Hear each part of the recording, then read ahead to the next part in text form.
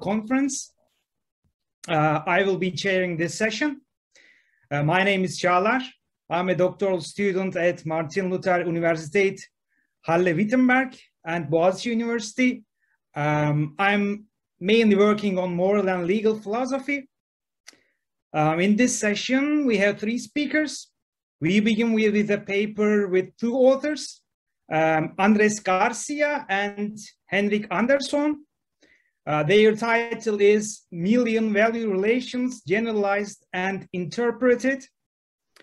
Andrés Garcia is from the Department of Philosophy at Lund University and also Department of Philosophy at Humboldt Universität zu Berlin. And Henrik Andersson is from the Department of Philosophy at Lund University. Andrés, we are now listening to you. Please go ahead. Thank you. Can you hear me? Please do Yes. a wave or something. Okay, very good. First of all, thank you for organizing the event and for allowing me to participate in it and getting out of this pandemic isolation. Apologies to those whose talks I haven't attended. It's the weekend, the hour is fairly late, and I have my 2-year-old daughter with me, so you know, life is difficult. But I appreciate you all for coming. Oh, I need to put on my PowerPoint. I can't stand to look at myself. There you go. So I'm here to talk to you today about Millian value relations. So a Millian value relation is a sort of phenomenon that was popularized, made famous, certainly not discovered, by the late great John Stuart Mill. As I'm sure you're all aware, Mill argued that intellectual pleasure, the kind of pleasure that results, for instance, for doing philosophy or science or something like that, is of a higher value than physical pleasure, the kind of pleasure that might result from the pursuit of good food or sex or whatever. But not only did Mill seem to have thought that the former kind of pleasure is better than the latter, but that no amount of the latter pleasure is as good as the former. I have to be honest with you, I'm not actually a Mill scholar, and my purpose with the purpose of this talk is not to interpret the historical ideas of Mill, but rather to look at this general idea and try to sort of show that it occurs not only for the standard betterness or worseness relation, but I'll come back to that in just a moment. So there are many philosophers that have spoken about this idea and used it in political philosophy and ethics. Mill has his pleasures, of course, and he seems to ascribe to a very strong version of Millian superiority, whereby there are certain goods that are so precious that no amount of any other good can be better or indeed equally as good.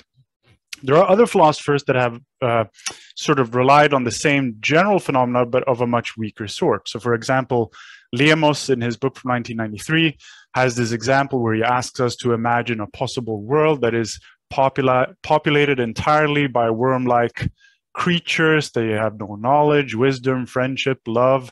They only get to experience a few seconds of pleasure the one time during their lifetime that they reproduce, and that's it. And he argues that although you may improve upon that world by adding worm-like pleasure seekers to it, you can never add so many worms that it becomes better than our world. Because our world reaches a certain threshold of goods, we have knowledge and wisdom of a certain measure and so on, that our world will always be better than the worm-like, than the world populated by worm-like creatures. So the distinction between these two types of superiority has been referred to in the literature as a weak and a strong type of superiority. Oh, sorry, my aims first. So my aim in this talk is to suggest that there are Millian value relations of this sort, aside from superiority, that may impact discussions about welfare and population ethics, with features and implications that have yet to been fully addressed by philosophers.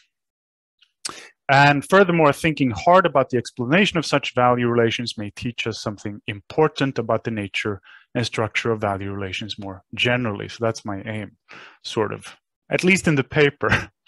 Not sure about this talk, but we'll see. So as I mentioned before, there are two types of Millian superiority, a strong and a weak version. X is strongly superior to Y if and only if for any number k of x and any number k prime of y, k of x is better than k prime of y. So it doesn't matter how many worm-like pleasure seekers you have, that world will still not be better than ours. X is weakly superior to y if and only if for some number k of x and any number k prime of y, k of x is better than k prime of y. The idea here being that as long as our world reaches a certain threshold, then the world of worm-like pleasure seekers cannot be better. So you can see how the strong version sort of implies the weak, but not vice versa. And in fact, if x is weakly superior to y, then there's no guarantee that a single x is better than a single y. It might be the reverse, actually. But these kinds of relations have proven, and this distinction has been made by, among others, the gentlemen listed below. They have proven very important to discussions about population ethics.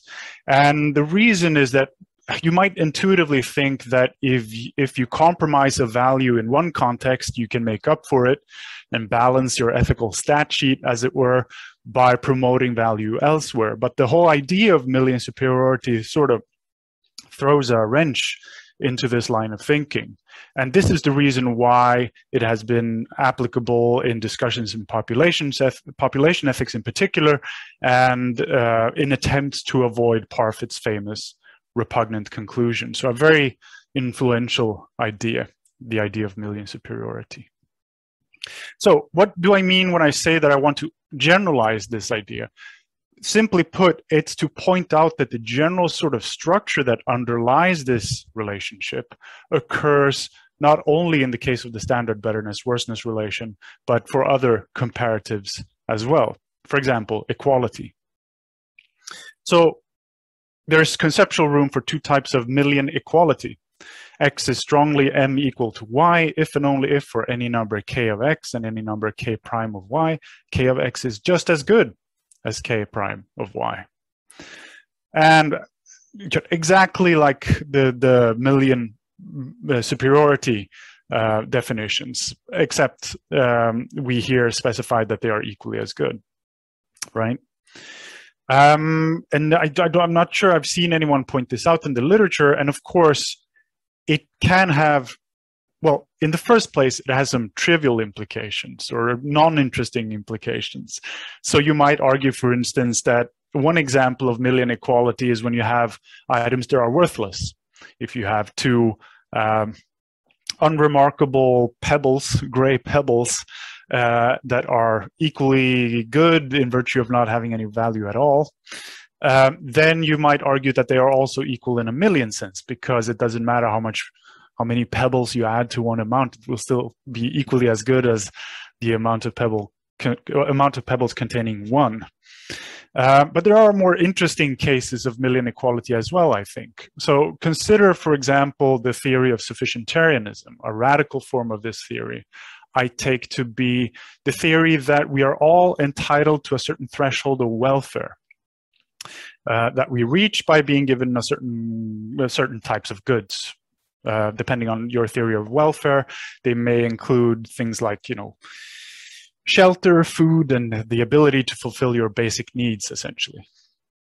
Now, a radical form of sufficientarianism might claim not only that we have a duty to provide this for people, but that once people reach a certain threshold, they're not really made better off in a morally relevant sense by receiving more. And one way of spelling this out, of course, is to say that the lives that they receive as a result of receiving more is equally as good as the lives that they had previously once they were at the threshold. So no matter how many goods you, as it were, pile on, the person isn't left better off in a morally relevant sense. So the case of sufficientarianism shows that there might be something to this idea of Millian equality, and that it too can have an impact on the way we think about population ethics and moral philosophy. Okay.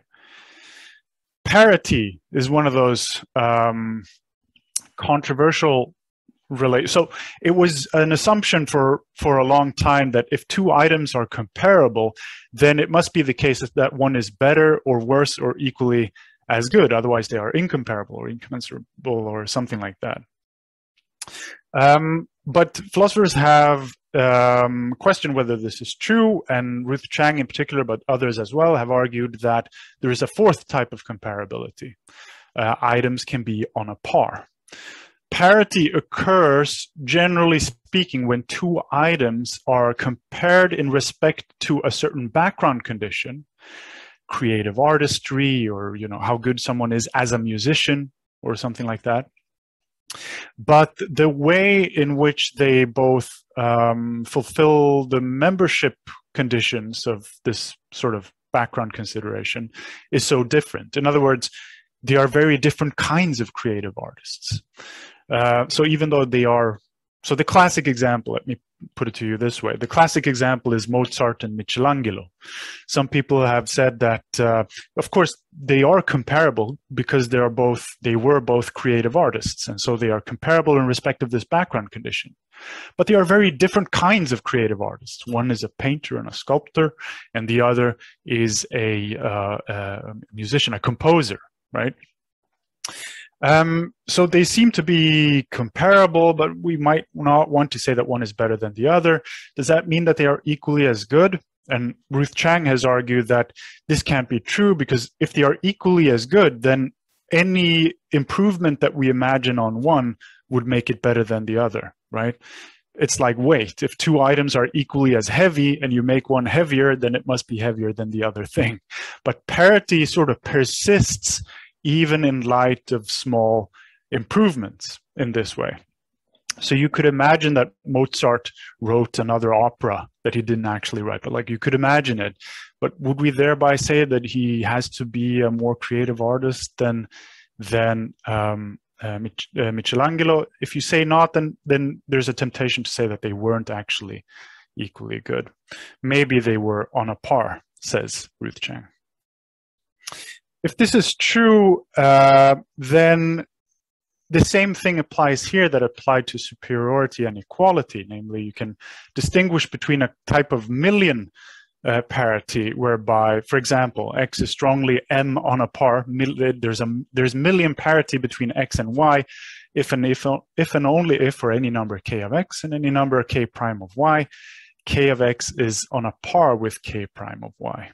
So you have the same sort of relationship there as we had in the case in the cases that I mentioned previously. Now the examples here are admittedly a bit awkward, and the reasons for that is because usually when you characterize parity, you consider the qualitative differences between two items, the different ways in which two people can be creative artists, the different ways in which two people can be admirable or good philosophers or admirable as philosophers or whatever. You usually don't construct these parity cases by pointing to the quantitative differences between the items. That doesn't really enter into it. But in a sense, of course, Millian parity can also occur in a trivial way. You might think that, adding a bunch of Mozart clones in a pile doesn't make one better as a creative artist than the other. But Henrik and I'm sure he would admit that there's something awkward about this way of speaking. So for a time, we thought that maybe this, even though there's a conceptual room for this type of Millian value relation, it isn't really that interesting, or it's not likely to have this import into our ethical thinking that we were hoping. But actually, we did find people that have appealed to a similar sort of relationship when they discuss the formal structure of value relations, and in particular, spectrum arguments against the transitivity of betterness relations. Unfortunately, I don't have time to go into detail about this, but there's a phenomenon called radical incommensurability that has been used in these types of contexts that is very, very close to what we imagine Millian parity to be. So we think that the more general phenomenon of Millian superiority is one that has been neglected and that we think can have an interesting import in these contexts. But this raises questions about the interpretations of these value relations. So what does it mean to interpret them? Well, it's one thing to put a bunch of definitions on your slides and say, this is what the conceptual structure looks like. And it's another to answer the question in virtue of what do they hold, right? Like what would be required of the domain of values for these types of value relations to obtain in the first place? And this is a very important question because I think some of the skepticism that people have toward Millian value relations sort of is grounded in their suspicion of some of these interpretive notions. So for example, you might think that in order for one thing to be superior to another, it has to have a sort of infinite value, right? Like you might think that the reason why intellectual pleasures can never be outweighed by physical pleasures because intellectual pleasures are infinitely good or something like that. And this might make you suspicious because you are suspicious of infinite goodness, let's say. And there are philosophers that have argued, no, you don't commit yourself to infinite value by arguing in favor of Millian superiority. It might be a case of diminishing marginal value, which we can understand without appeals to such notions. And Henrik and I, we both have some problems with these interpretations. I don't have time to go through all our arguments, unfortunately. Instead, I'll just settle for our more controversial suggestion toward the end of our paper, which I'm sure some of you will sort of, it'll make you sort of, a bit skeptical. We'll see what you say. So the suggestion is simply that value relates, so there's an underlying assumption when people discuss the interpretation of Millian value relations. An assumption that says that value relations between two items are grounded in facts about the values of each item. And the semantics of our evaluative talk and practice is sort of invites this view, right? Because to say that X is better than Y is synonymous with saying that X has more value than Y does. But we don't think that the semantics should be taken as decisive in this case. And indeed, how do I argue for this? All right. So consider reasons for actions and attitudes. It's relatively uncontroversial in the literature to suggest that whether you have reasons to choose one thing rather than another, or reasons to prefer choosing one rather than the other, it can be grounded in facts about the naturalistic features of these items. So, for example, whether I have reasons to choose one food rather than another to eat might just depend on facts about one having more vitamins than the other. Now, it might be true that the kinds of facts in question are also facts that makes one of these dishes better, have more value than the other, but that's beside the point. It's generally agreed that reasons do not have to consist in facts about values. They can consist in facts about naturalistic properties. But if this is true, then perhaps value relations can do the same. And indeed, if we adopt a fitting attitudes analysis of value relations, an analysis which says that one thing being better than another simply is the fact that there are reasons to prefer it, then of course it follows straightforwardly. If a fact about the empirical properties of two items can be a reason to prefer one over the other, then it follows that that one item can be better than another purely in virtue of empirical factors. The man in the picture is Franz Brentano, who laid down this sort of general approach to values and value relations, to understand value in terms of reasons for attitudes. But even if you don't subscribe to this sort of view, where you reduce value to reasons for attitudes, you might still think that the mere fact that reasons for actions and attitudes can depend on naturalistic features is sort of an indicator that or at least it offers a sort of challenge to explain why value relations could not do the same. And another reason why we like to go down this route is that once you admit that there is a connection, at least some sort of connection between reasons for attitudes and value relations, that can be used to make sense of Millian value relations. Then you can also use that sort of analysis to elaborate on my previous definitions of these sorts of relations. So here are some bonus examples. X is strongly superior to Y if and only if for any number k of X and any number k prime of Y, it is rationally required to prefer k of X to k prime of Y. So here you have a fitting attitudes analysis of what is entailed when you claim Millian superiority. No need to mention infinite value, no need to mention diminishing. Well, it depends on what you mean by that, but you can see the sort of simplicity in this approach, or elegance perhaps in this approach.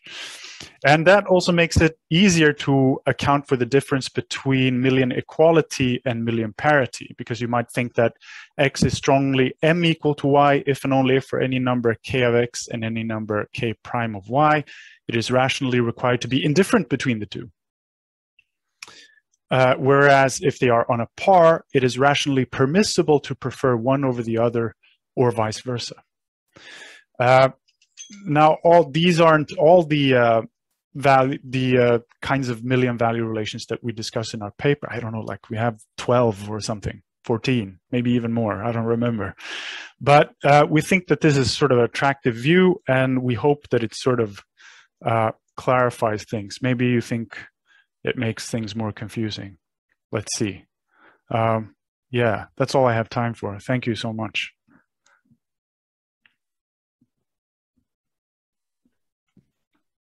Is anyone still there? Oh, yes, thank you for the presentation, Andres. By the way, I see Henrik as well. So yeah, he's here to save me from your question. So whenever you have a difficult one, I'll just throw it to him. Okay, thank you. Perhaps he will have something to say in response to the questions. So let's move on to the Q&A period. I see Hussein raising his hand. Hussein, go ahead, please.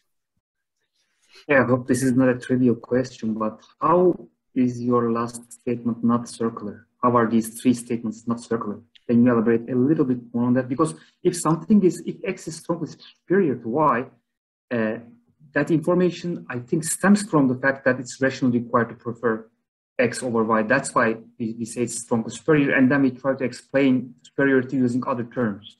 But again, this might be a very trivial question, so please forgive me if that's the case.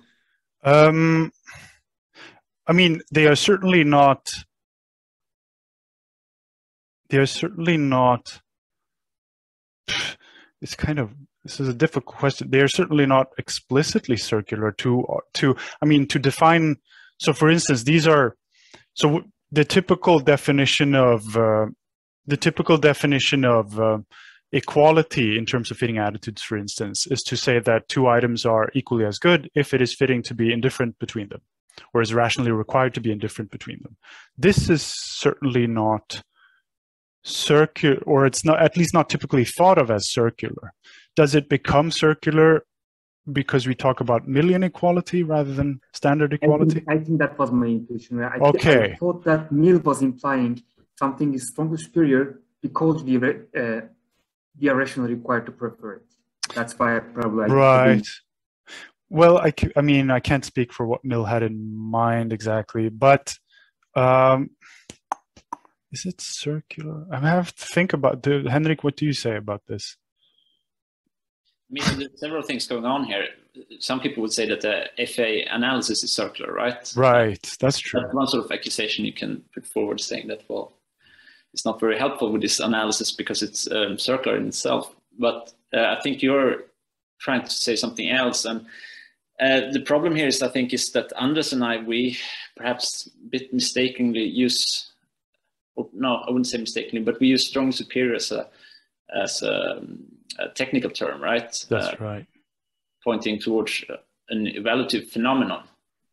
So, I mean, in some sort of everyday interpretation of strong superior, then perhaps it's okay to say that this is circular, but we are trying to give an analysis of a very distinct evaluative phenomenon that we label strongly superior. Yeah, that's right. In that case, I wouldn't say that it's circular. Your question does make me nervous, though, because my current project, I'm meant to defend the idea that circular analysis can be good and useful, and so now I'm worried that something has been that it's been infecting my other writings. But anyway, yeah, thanks for the questions. It's certainly Thank you. worth thinking more about. Okay, let's move on to another question.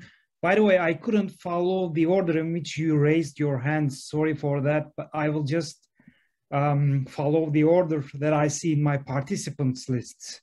And I see Matthew.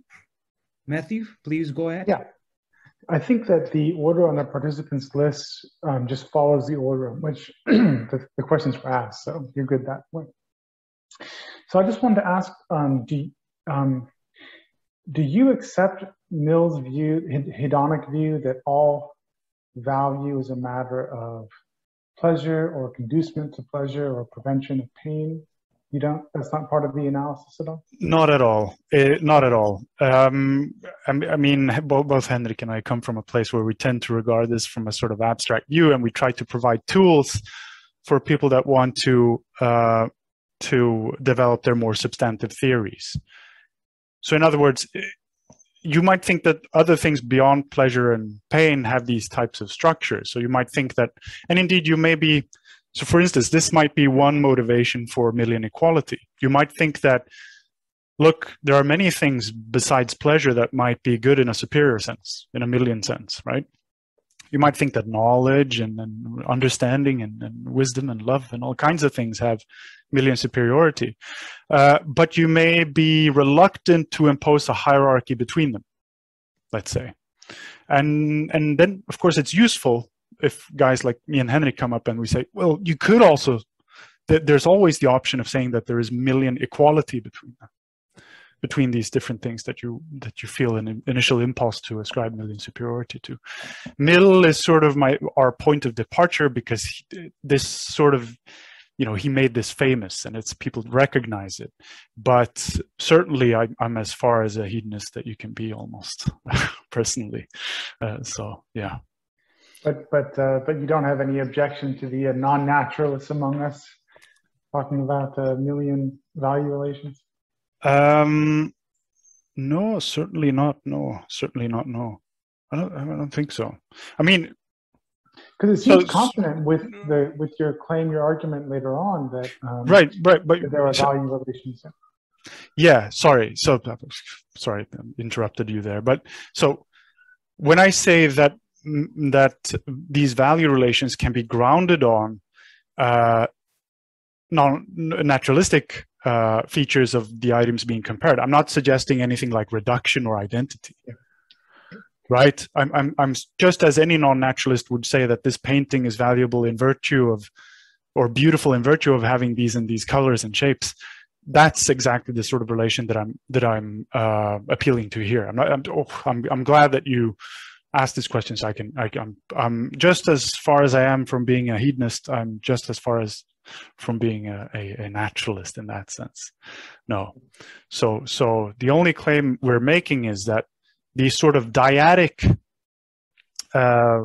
value relations do not have to be grounded on the monadic value properties and then on the empirical or naturalistic properties. They can sort of be directly grounded on the naturalistic properties. And in fact, this is kind of trivial when it comes to equality, for instance, because again, if two items have no value, then you might argue that they're equally as good. But of course, here there are no values per se to ground the value relation on, although, you know, whatever. That's sort of, yeah, okay.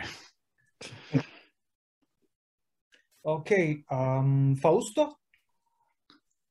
Yes, thank you very much. Really interesting presentation. I'm glad. And I was thinking that actually, okay, so yes, the idea of Mill superiority, I think, works quite well, and it can also, I mean, avoid a lot of problems that are usually encountered by hedonism. I was also thinking about adaptive preferences, for example. It can work well also in the circumstances, and it can also prevent some of the criticisms, for example, that Amartya Sen moves against classic utilitarianism and so on. Oh, really? But my impression, I mean, I was wondering, I was thinking, there is not much utilitarian left in Mill theory of well-being. I mean, it looks much more like an objective theory of well-being, or more similar to perfectionism rather than utilitarianism. Sure. So I was thinking Mill is not really utilitarian when he discusses about well-being.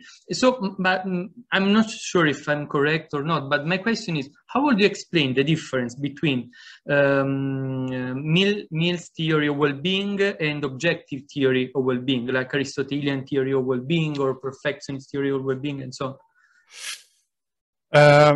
Good. It's a good question, and I mean, you got me there. I'm certainly no Mill scholar, and that's, you know, that makes it very risky to bringing up at the start of your presentation, I suppose.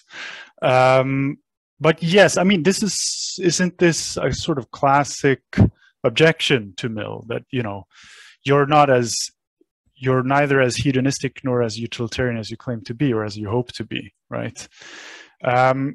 But of course, what was once such a simple theory, attractive for its simplicity, has, of course, the past 50 years or so become very complex. And there are many different notions of what constitutes a utilitarian theory to begin with. You know, now there are even utilitarians that claim that things other than pleasure and pain can be good for their own sakes, but they're good for their own sakes in a derivative sense. And so it's all a bit a messy landscape. All of this is just an excuse to say, I don't know, basically. Yeah. So I'm sorry, I couldn't give you a good answer. No, thank you. No, I agree. If I can follow up just briefly, what I find like not troubling, but strange for utilitarian is to say that there is some other person that is external, like an external observer that says what is of value for me, regardless of my subjective evaluation. So this is quite strange a position for a utilitarian to take. This was my argument. But I understand your answer, and that might be true. And as I said, part of the motivation for Millian equality, again, might be that you ascribe superiority to many different things aside from pleasure. So even beyond classical utilitarianism, the kinds of relations that Henrik and I talk about are much more, of course, attractive to some objectivist theorist or something like this, right? Like, especially if you look at parity. I mean, why would parity crop up for pleasures and pains and stuff? These seem to be the kinds of relations that are more relevant to a more broad-minded moral philosopher, let's say, than the classical utilitarian. Nevertheless, Mill is helpful to illustrate the structure of these relations, I think. Exactly. Thank you very much. Yeah, no problem. Okay, Özgür. So thank you very much for the presentation, you both, and it's quite interesting, but I have one question that might be, I mean, you may find it sort of irrelevant, and I would understand why, but for example, if Mill were here, and if he, if he told me that it is rationally required to prefer this or that, then I know what to understand, because I know the axiology he builds on, right? His value system. We know it because he points out that it is, I mean, if you follow this, then this is rational, all right? So, but I mean, this goes for many moral philosophers. So, but here, I can't really, understand what should I understand? What should I see when I see, when you say it is rationally required? Because if it is what I think, then I may have to repeat Hussein's question about circularity. And all right, if you have specific definition for rational requirement, then yeah, I'm eager to hear that. Right. So, I mean, it's a good question. It's a difficult question. I'm glad, as many philosophers are, when they tend to get this question, that it's not just a challenge for me, it's a general challenge in value theory and moral philosophy to account for the categories of moral permissibility and moral requirement and obligation and so on. But is there a special reason to think that the only yeah, I don't know how to answer this one, quite honestly, but I don't really see the suspicion that both of you share, that the only way to get some the only way to get anywhere on this challenge is to understand requirement or obligation in terms of value, right? Because that seems to be essentially what you're sort of hinting towards. If that's the case, then of course this is a sort of general problem, a very general problem indeed. It's not just a problem for these particular applications of the fitting attitudes analysis, but the whole idea of reducing claims about value to claims about required responses, let's say. That said, you know, it's yeah. Yeah, I see. No, it is the part that, you know, everyone suffers. Is, Of course, it's not that. I'm not, you know, trying to do that. It's just, since I don't know what sort of, you know, axiology do you have in mind, right. if you have any.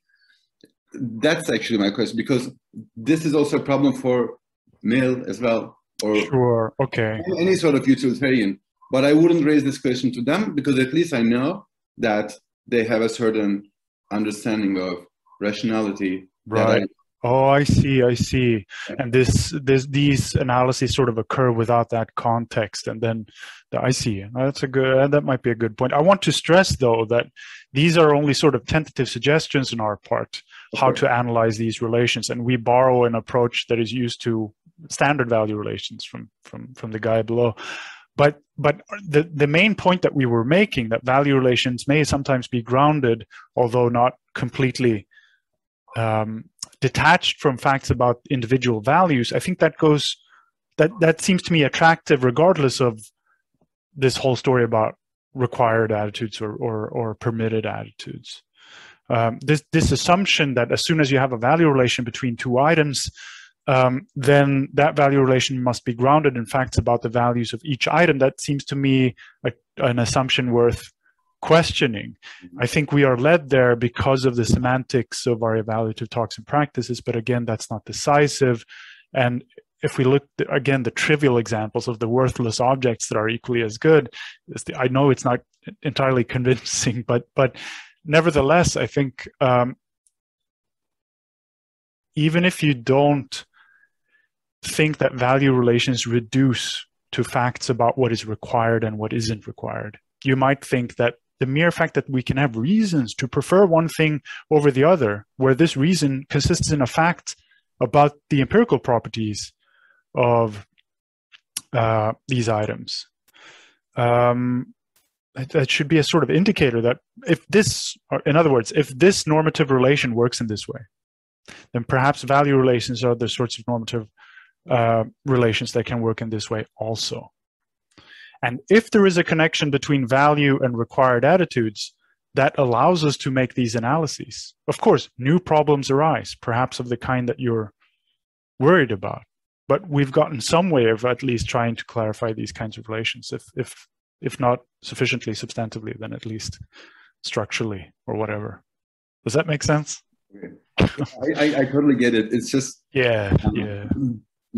I love the response of saying, I know that's a problem, but that's an old problem. Like as if that's a classic philosophy. Yeah. Thank you very much for that. Yeah. Okay. Is there any other question? It seems that we don't have any other questions. So thank you, Andrés. Thank you. And I'm sorry again, I have to run and take care of my daughter. She's probably sleeping now, but anyway, I'm sorry for, you know. Okay, thanks. Thank you for your talk, and thanks for the questions and the discussion.